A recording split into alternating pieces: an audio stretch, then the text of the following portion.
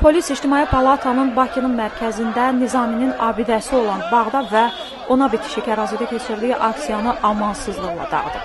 Müxalifətçilər saat 13 radələrində toplaşaraq Bakı meriyasına doğru yürüş edib, orada toplaşma azadlığının təmin olunması tələbi ilə piket keçirmək niyyətində olub. Lakin aksiya iştirakçıları azadlıq şüarı səsləndirən kimi polislər onların üzərinə atılaraq döyməyə və tutmağa başlayıblar.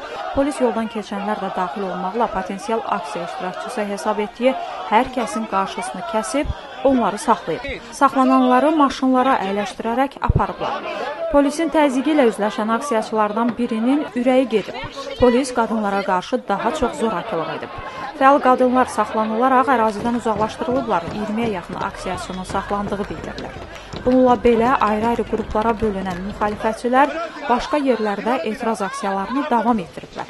Polis onlara qarşı qəddarlıqla davranıb. Fəvvarələr meydanında keçirilən aksiyada mülkiyyət hüquqları pozulmuş Bakı sakinləri, o cümlədən Şirin bacı Rızayeva çıxış edib. O bildirib ki, siyasətdən uzaq olub, lakin hakimiyyət onu evindən qanunsuz çıxarıb. İndi oğlunu narkotik maddə saxlamaq kimi uydurma ittihamla həbs edərək onu zorla siyasətə cəlb edir. Bu, Şirin bacı Rızayeva aprelin 22-sində İctimai Palatanın təşkil etdiyi mitingdə Prezident İlham Əliyevi kəskin tənqid etdikdən sonra baş verib. Bundan sonra istefa çağırışları edən müxalifətçilər Nizami küçəsi ilə hərəkət edərək hökumət əleyhinə şüarlar səsləndiriblər. İstefa! İstefa! İstefa! İstefa! İstefa! Polislər aksiyanın qarşısını alıblar və bu zaman təsadüfən yolda olan məktəbli oğlanı döyüblər. Oğlan başından yaralanıb.